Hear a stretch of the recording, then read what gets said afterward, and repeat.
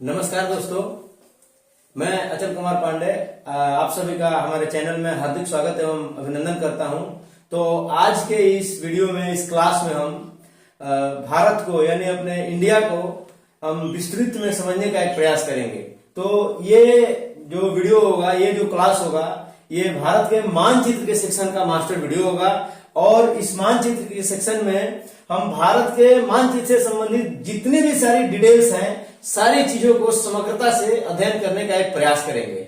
तो इसमें मेरा प्रयास होगा कि सबसे पहले एक जनरल डिस्क्रिप्शन, सामान्य आइडिया अपने भारत के बारे में, उसके बाद फिजिकल डिवीजन यानी कि भौगोलिक स्वरूप और उसका विस्तार, देन इंटरनेशनल बॉर्डर, और उसके बाद स्टेट्स एंड यूनियन टेरिटोरीज। हालांकि most of the states and union territory हमने इसमें मार्क कर दिया है, लेकिन फिर भी एक बार जो खास एग्जाम पॉइंट ऑफ व्यू से जो इंपॉर्टेंट चीजें हैं स्टेट्स और यूनियन टेरिटोरी और उनके बॉर्डर से रिलेटेड, उन चीजों का हम एक समग्रता से अध्ययन करेंगे। तो चलिए प्रारंभ करते हैं। देखिए, हम स्टार्ट करेंगे जनरल डिस्क्रिप्शन से।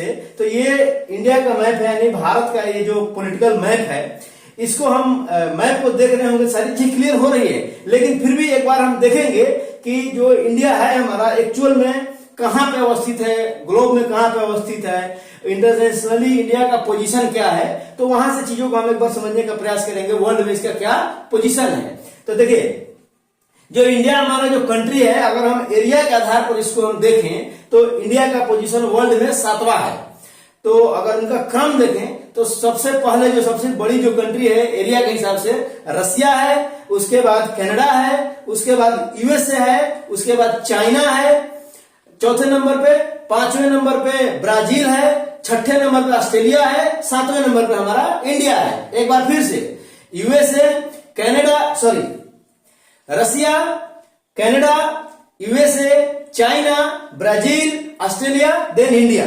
और वहीं अगर हम इंडिया के टोटल एरिया का बात करें, संपूर्ण क्षेत्रफल का, तो ये 32,87,263 स्क्वायर किलोमीटर है। एक बार फिर से इसको आप लोगों को एक मोबाइल नंबर के जैसे याद करना होगा, तभी याद होगा दोस्तों। 32,87,263 स्क्वायर किलोमीटर। वैसे मतलब याद करने के लिए स्टार्टिंग में भी 3 है और लास्ट में भी 3 है। तो एक बार फिर से रिपीट करूंगा, 32,87,263 स्क्वायर किलोमीटर है। अच्छा, वहीं अगर हम पॉपुलेशन के हिसाब से बात करेंगे तो कौन नहीं जानता है, चाइना पहले नंबर पर है, इंडिया दूसरे नंबर पर है, और वो भी अभी कुछ ही समय में इंडिया का जो पॉपुलेशन ग्रोथ इतना ज्यादा है कि चाइना को सुपरपास करने वाला भी है।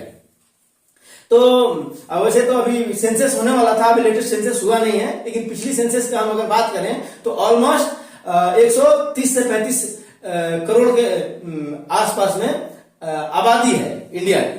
वो एक बात हो गई। वहीं अगर हम ये देखें, इंडिया के जो ये टोटल जो बॉर्डर है, इसमें अभी हम आगे देखेंगे फिजिकल डिवीजन का, तो हमें पता चलेगा, जैसा कि मैप में दिख रहा होगा, नीचे पूरा ये जलीय भाग है। इंडिया के 3 तरफ से इधर जल है और ऊपर वाला जो ये वाला जो पोर्शन है स्थलीय भाग है। तो यानी कि इंडिया का संपूर्ण जो है ये बॉर्डर का, आउटर बॉर्डर का ऑलमोस्ट हाफ जो पोर्शन है वो स्थलीय सीमा साझा करता है और नीचे वाला जलीय सीमा साझा करता है। तो यानी कि टोटल अगर हम बॉर्डर का बात करें तो ये इंडिया का जो टोटल बॉर्डर है वो आपका है, मेनलैंड का अगर हम बात करें तो ये है आपका मेनलैंड का 15,200 किलोमीटर। कोस्टल रीजन का हम टोटल अगर बॉर्डर की बात करें, ये जो गुजरात से लेकर के यहाँ ये जितने भी कोस्टल स्टेट जो दिख रहे हैं, अभी आगे हम डिटेल में और समझेंगे, तो ये है 7,516.6 किलोमीटर है। वहीं इसका भी अगर हम बाइफर्केशन देखें तो जो कोस्टल बॉर्डर है ये तो इंडिया का मेनलैंड है, इसके अलावा 2 आइलैंड है, एक यहाँ पे और एक यहाँ पे, तो इनको भी हम इंक्लूड करते हैं तो 7,516.6 किलोमीटर है। वहीं अगर सिर्फ आइलैंड की हम बात करें तो ये है ऑलमोस्ट 2,094 किलोमीटर। और अगर हम सिर्फ अंदर वाले का, हम कोस्टल लाइन का अगर हम बात करें तो 5,222.6 किलोमीटर है। ये सिर्फ कोस्टल वाले का, यानी कि ओवरऑल अगर एग्जाम में पूछता है कि इंडिया का कोस्टल बॉर्डर कितना है तो ये आपका हो जाएगा 7,516.6 किलोमीटर। ये एक हुई बात। अगर हमसे कोई ग्लोबली पूछता है कि इंडिया कहां पे लोकेटेड है तो it will be better to say कि इंडिया एक कंट्री है, एशियन कंट्री है, जो कि ग्रेट हिमालयाज से दक्षिण में है, इंडियन ओशियन के उत्तर में है, और ये बे ऑफ बंगाल से पश्चिम में है, अरेबियन सी के पूरब में है। तो इस तरीके तरीके से अगर हम बताएंगे तो ये एक बेटर वे हुआ इंडिया को हम एक सही तरीके से परिभाषित करने का, ज्योग्राफिकली कहाँ पे लोकेटेड है। अब हम आ जाते हैं सीधा फिजिकल डिवीजन और भारत के जो हम भौगोलिक विस्तार के ऊपर। तो जब हम फिजिकल डिवीजन की अगर हम बात करेंगे तो इंडिया एक ऐसी कंट्री है, ऐसी जगह में लोकेटेड है कि बहुत सारी विविधताएं देखने को मिलती है। यानी कि कुछ परसेंट हाईली माउंटेनियर एरिया है, कुछ परसेंट डिजर्ट एरिया है, कुछ एक आइलैंड्स हैं, कुछ एक कोस्टल रीजन्स हैं। तो इसको एक बार हम तसल्ली से, इत्मीनान से इसको समझते हैं। देखिए ये जो पोर्शन आप लोग को देख रहे हैं, J&K, हिमाचल और ये वाला पोर्शन उत्तराखंड, यहाँ से लेकर के ये कुछ नॉर्थ ईस्ट वाला जो पार्ट है, सिक्किम हो गया, फिर ये अरुणाचल प्रदेश, असम, नागालैंड, मणिपुर, ये पूरा ये माउंटेनियर रीजन है। यानी कि ये हिमालय जो ग्रेट हिमालयाज है वो वाला क्षेत्र है ये, तो इसको माउंटेनियर रीजन बोलते हैं। उसके नीचे अगर हम आते हैं, जो ये पंजाब हो गया, हरियाणा हो गया, उत्तर प्रदेश हो गया, बिहार हो गया, ये वाला जो रीजन है, ये वाला रीजन हमारा ये प्लेन है, ग्रेट प्लेन, यानी कि समतल मैदान है। यहाँ पे नदियां हैं जो खूब बड़ी बड़ी नदियां जो है इसी इलाके में बहती हैं, और यहाँ पे खूब बारिश होता है, यहाँ का मिट्टी खूब उपजाऊ होता है, यहाँ का एग्रीकल्चर बहुत स्ट्रांग होता है। तो ये ग्रेट प्लेन वाला इलाका है। उससे थोड़ा सा नीचे अगर हम आएंगे तो ये वाला जो राजस्थान होगा, वैसे तो किसी किसी बुक्स में राजस्थान को अलग भी दिखाता है, रेगिस्तान वाला इलाका, लेकिन हम इसको प्लेन में भी काउंट कर सकते हैं, तो वो भी गलत नहीं है, ये भी सही है। तो उससे थोड़ा सा नीचे आएंगे, ये जो मध्य प्रदेश, छत्तीसगढ़, ये वाला जो सेंट्रल जो रीजन है, इसको हम बोलते हैं, आपका जो सेंट्रल रीजन है ये पठार है। यानी कि जो इंडिया का सेंट्रल वाला जो पोर्शन है, ये पर्वत भी नहीं है और प्लेन भी नहीं है, पठार वाला इलाका है। बहुत सारे इसमें छोटे छोटे माउंटेन्स हैं और मैक्सिमम पठार हैं। आगे हम देखेंगे अभी पठार वाले, पर्वत वाले सीरीज में महाकाल पहाड़ी है, महादेव पहाड़ी है, उसके बाद विंध्या रीजन है, सतपुड़ा रीजन है, ये सारा सेंट्रल वाला रीजन है। उससे नीचे हम आएंगे जो सदर्न इंडिया जो बोलते हैं, ये इंडियन पेनिनसुला बोलते हैं इसको। गुजरात से लेकर के नीचे यहाँ तमिलनाडु से लेकर के यहाँ वेस्ट बंगाल तक, ये जो है पूरा इंडियन पेनिनसुला बोलते हैं। इसको हम दो भागों में समझते हैं। एक तो कोस्टल रीजन हो गया, जो बिल्कुल कोस्ट पे है, किनारे किनारे, ये समुद्र के चारों तरफ किनारे किनारे बसे हुए स्टेट्स हैं, सिटी है। और उसके अलावा जो दूसरा हो गया वो हो गया ये आइलैंड्स। तो यानी कि एक बार फिर से हम फिजिकल डिवीजन की अगर बात करेंगे तो सबसे पहला हो गया ग्रेट हिमालयाज वाला रीजन, उसके बाद ग्रेट प्लेन हो गया, उसके बाद तीसरे नंबर पे आपका आ गया ये प्लेट्यू, जो सेंट्रल हाईलैंड वाला जो ये इलाका है प्लेट्यू है, और चौथे नंबर पे आ गया कोस्टल रीजन, और पांचवें नंबर पे आ गया आपका आइलैंड, जो अंडमान निकोबार हो गया, लक्षद्वीप हो गया। और किसी किसी बुक्स में 6 पार्ट में भी दिखाता है, तो उसमें आ जाता है ये राजस्थान वाला इलाका को, ग्रेट डिजर्ट को, ये रेतीला इलाका को एक अलग भी दिखा दिया है। तो ये मोटे तौर पे एक हो गया पूरे हमारे भारत का भौगोलिक स्वरूप हो गया। इससे हम आगे चलेंगे इंटरनेशनल बॉर्डर की, अभी हम एक बार चर्चा करेंगे कि भारत हमारा कितने कंट्री के साथ बॉर्डर शेयर करता है और किस कंट्री के साथ कितना किलोमीटर का बॉर्डर शेयर करता है। तो चलिए प्रारंभ करते हैं हम क्लॉकवाइज डायरेक्शन में। तो सबसे पहले मैं याद करने के लिए आप लोग को एक ट्रिक बता दूं, कहीं भी अगर आपको स्मार्ट गेसिंग भी करना है तो जो चीज आपको नहीं पता है, इंडिया के सापेक्ष में कोई चीज पूछता है डिजिट में, तो 7 मार दो, ऑलमोस्ट सही हो जाता है। तो देखिए यहाँ पे फिर से जो भारत है हमारा, इंडिया है, ये 7 अलग अलग कंट्री के साथ ज्योग्राफिकल बॉर्डर, फिजिकल बॉर्डर यानी कि धरातल से संबंधित बॉर्डर से जुड़ा रखता है। इसमें हम क्लॉकवाइज डायरेक्शन में देखेंगे। सबसे पहले अफगानिस्तान, उसके बाद चाइना, ये तिब्बत वाला रीजन है लेकिन तिब्बत भी चाइना का ही पार्ट है, पूरा यहां से लेकर के यहां तक ये चाइना है ये। उसके बाद नेपाल, उसके बाद भूटान, उसके बाद म्यांमार, उसके बाद ये बांग्लादेश, एक बार फिर ये पाकिस्तान, हमने यहां से शुरू किया था, एक बार फिर से अफगानिस्तान, चाइना, नेपाल, भूटान, म्यांमार, बांग्लादेश और पाकिस्तान। ये हो गया जो फिजिकल बॉर्डर शेयर करने वाले कंट्री हो गया इंडिया के साथ। इसके अलावा 2 कंट्री हैं ऐसे जो इंडिया के साथ जलीय सीमा साझा करते हैं, यानी धरातल से लगाव नहीं है, जल से, जो इंटरनेशनल वाटर्स है उसमें, जल में भी हमारा कंट्रियों का एक रूल्स है, उसके बारे में भी कभी मैं बता दूंगा। अधिकार होता है कहां तक हमारा विस्तार है, तो उस हिसाब से जलीय सीमा साझा करने वाले 2 कंट्री हैं, एक श्रीलंका है और एक दूसरा यहाँ लक्षद्वीप से नीचे पड़ता है मालदीव है। श्रीलंका और मालदीव 2 कंट्री हैं जो जलीय सीमा साझा करते हैं इंडिया के साथ। एक बार हम किलोमीटर में देख लेंगे कि इससे भी बहुत सारे क्वेश्चन आजकल एग्जाम में आते हैं, कौन सी कंट्री ज्यादा बॉर्डर शेयर करते हैं, कौन सी कंट्री के साथ इंडिया का कितना स्टेट शेयर करता है। तो इस हिसाब से अगर हम देखेंगे तो सबसे पहले स्टार्ट करते हैं अफगानिस्तान से। तो अफगानिस्तान इंडिया के साथ सबसे छोटा बॉर्डर शेयर करता है 106 किलोमीटर। अफगानिस्तान इंडिया के साथ टोटल 106 किलोमीटर का बॉर्डर शेयर करता है। वहीं अगर हम चाइना की बात करें तो चाइना और पाकिस्तान ये दोनों याद करने के लिए सिंपल है, दोनों 3000 में है। यानी कि चाइना की अगर हम बात करें तो चाइना 3488 किलोमीटर बॉर्डर शेयर करता है, और वहीं अगर हम पाकिस्तान की बात करें तो ये 3223 किलोमीटर शेयर करता है। यानी पाकिस्तान में दोनों तरफ आगे और पीछे 3 है, दोनों थोड़ा सा कंफ्यूजन करता है, लेकिन 3223 है, ये 3488 किलोमीटर बॉर्डर शेयर करता है। वहीं अगर हम नेपाल की अगर हम बात करें तो नेपाल 1752 किलोमीटर बॉर्डर शेयर करता है, और उसके बाद हम भूटान पे बढ़ते हैं तो ये 1000 से कम वाले में 2 है, एक अफगानिस्तान है एक भूटान है, तो ये 699।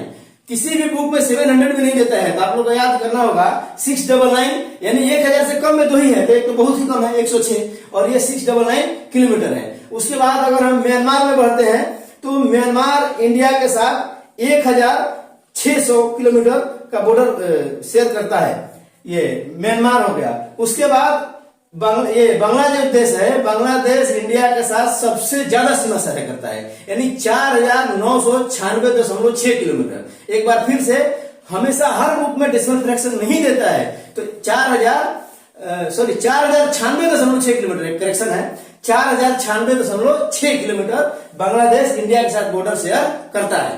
तो ये हो गया हमारा स्थलीय सीमा साझा करने वाला ये कंट्री। इसके साथ साथ किसी एग्जाम में ऐसे क्वेश्चन पूछता है, जैसे J&K बाइफरकेट हुआ था, तो उसके बाद पूछता है कि क्या लद्दाख इसके साथ पाकिस्तान के साथ बॉर्डर शेयर करता है, क्या J&K चाइना के साथ बॉर्डर शेयर करता है। तो इन सारी चीजों को याद करके रट करके आदमी कोई क्वेश्चन सही नहीं कर सकता है। इसका मैप के ऊपर अध्ययन कीजिए, इंडिया के मैप को अपने ध्यान में बैठाइए, तो देखिए यहाँ J&K जब बाइफरकेट हुआ, 2 यूनियन टेरिटोरी बन गया, तब से यहाँ पे J&K है, ये वाला पोर्शन, ये लद्दाख है। तो J&K जो जम्मू एंड कश्मीर की जो यूनियन टेरिटोरी जो अभी है, ये चाइना से बॉर्डर शेयर नहीं करती है।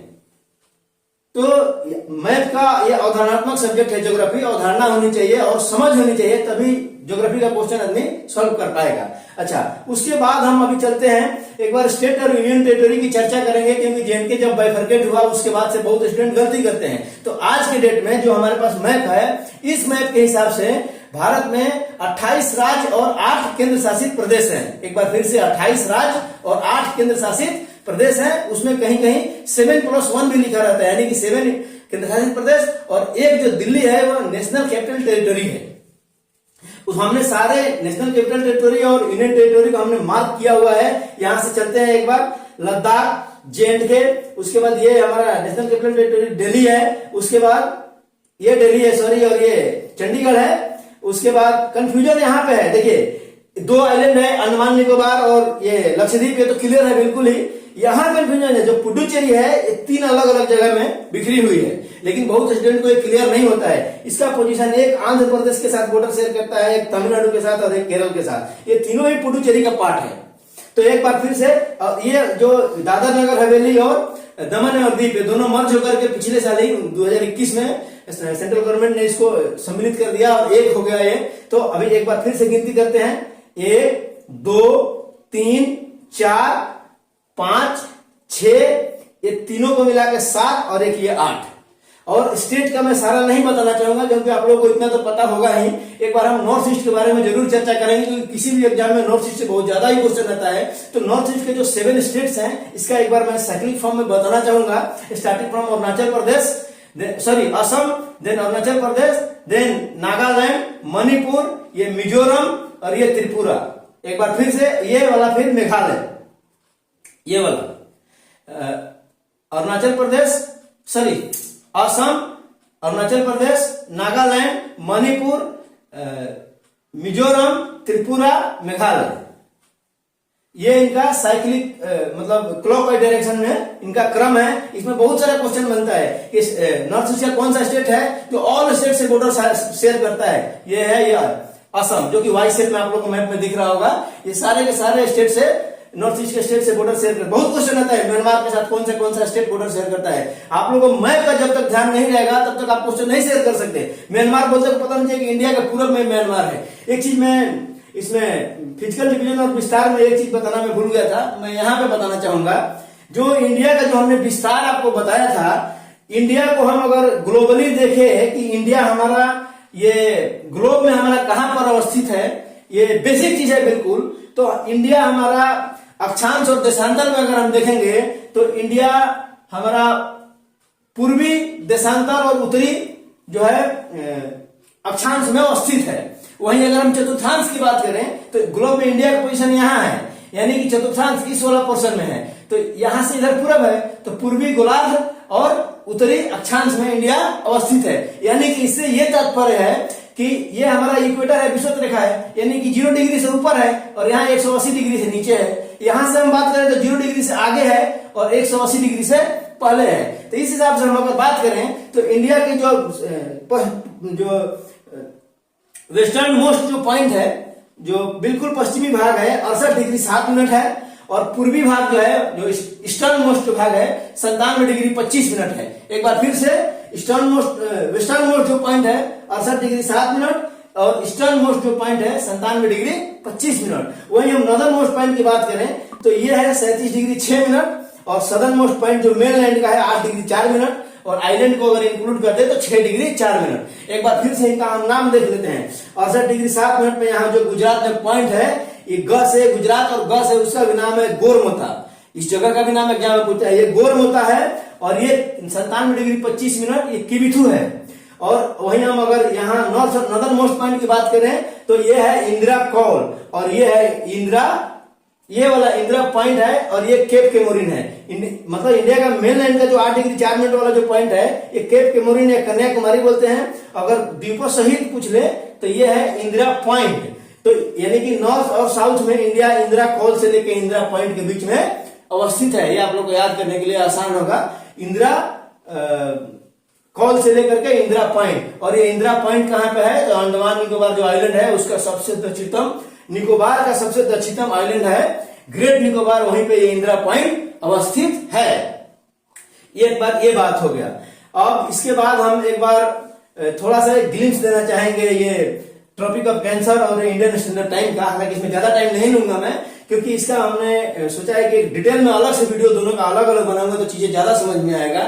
तो देखिए, जो ट्रॉपिक ऑफ कैंसर है इसको बोलते हैं हिंदी में कर्क रेखा। ये बाय डिफॉल्ट, इसका इंडिया से कोई मतलब नहीं है, लेकिन बाय डिफॉल्ट जैसे आप यहाँ विषुवत रेखा देख रहे होंगे 0 डिग्री को विषुवत रेखा बोलते हैं, और 23.5 डिग्री उत्तरी अक्षांश को हम ट्रॉपिक ऑफ कैंसर यानी कि कर्क रेखा बोलते हैं। तो ये कर्क रेखा बाय डिफॉल्ट इंडिया को बीचों बीच से क्रॉस करती है और इंडिया के 8 स्टेट से होकर के गुजरती है। ये 8 स्टेट कौन सा है, गुजरात, राजस्थान, मध्य प्रदेश, छत्तीसगढ़ का थोड़ा सा टच करता है यहाँ पे, झारखंड, वेस्ट बंगाल, त्रिपुरा और मिजोरम। एक बार फिर से, गुजरात, राजस्थान, मध्य प्रदेश, छत्तीसगढ़, झारखंड, वेस्ट बंगाल, त्रिपुरा और मिजोरम, ये 8 स्टेट को ट्रॉपिक ऑफ कैंसर इंडिया में इसको क्रॉस करते हुए गुजरती है। इसमें इससे बहुत क्वेश्चन पूछता है कि कौन सा स्टेट की राजधानी ट्रॉपिक ऑफ कैंसर के ऊपर अवस्थित है, या कौन सा स्टेट की राजधानी ट्रॉपिक ऑफ कैंसर के समीप है। तो झारखंड की राजधानी रांची जो है बिल्कुल ट्रॉपिक ऑफ कैंसर के ऊपर ही अवस्थित है। मध्य प्रदेश की राजधानी जो भोपाल है, और एक विदिशा है जहां सांची का स्तूप है, इस शहर जो है बिल्कुल इसके ट्रॉपिक ऑफ कैंसर के बिल्कुल समीप है। वहीं अगर हम इंडियन स्टैंडर्ड टाइम की बात करें तो इंडियन स्टैंडर्ड टाइम जो ये है 82.5 डिग्री एंड हाफ मिनट, ये इंडियन स्टैंडर्ड टाइम है। यहां से ही भारत का समय निर्धारित होता है, क्योंकि आप अगर यहाँ पे देखें 68 डिग्री 7 मिनट, 97 डिग्री 25 मिनट, दोनों के बीच का अगर डिस्टेंस आप देखेंगे तो जो इंडिया का जो विस्तार है तकरीबन ये हमारा कितने का विस्तार है, ये 30 डिग्री का विस्तार है। यानी 30 डिग्री का विस्तार का मतलब 1 डिग्री में 4 मिनट होता है, तो 120 डिग्री का विस्तार है। यानी कि टाइम का फर्क यहाँ और यहाँ के टाइम का फर्क 2 घंटा का है। तो यानी कि पूरा कंट्री में हम एक ही समय को यूटिलाइज करें, इसलिए इंडियन स्टैंडर्ड टाइम यहाँ से लिया गया है, जो कि इसके लॉन्गिट्यूड में सेंट्रल पॉइंट है इलाहाबाद में, जो इलाहाबाद में नैनी एक जगह है, उसी टाइम को हम पूरा इंडिया में उस टाइम को हम मानते हैं, जो कि 82.5 डिग्री पूर्वी देशांतर को हम इंडियन स्टैंडर्ड टाइम मानते हैं। ये इंडिया के उत्तर प्रदेश, ये मध्य प्रदेश भी टच करता है, हल्का सा टच करता है। ये लाइन थोड़ा सा आगे पीछे हो गया होगा। उसके बाद छत्तीसगढ़, उड़ीसा और आंध्र प्रदेश। एक बार फिर से, उत्तर प्रदेश, मध्य प्रदेश, छत्तीसगढ़, उड़ीसा और आंध्र प्रदेश, ये जो 5 स्टेट है, ये इससे इंडियन स्टैंडर्ड टाइम होकर के गुजरती है। एक और क्वेश्चन पूछता है, वो कौन सा स्टेट है जहां पे इंडियन स्टैंडर्ड टाइम और ट्रॉपिक ऑफ कैंसर दोनों बाइसेक्ट करता है? छत्तीसगढ़ है, एक ही ऐसा स्टेट है, बाकी कोई स्टेट इंडिया में नहीं है जिस स्टेट से होकर के दोनों लाइन क्रॉस करती है। तो ये एक हुआ इंडिया के बारे में एक विस्तृत जानकारी।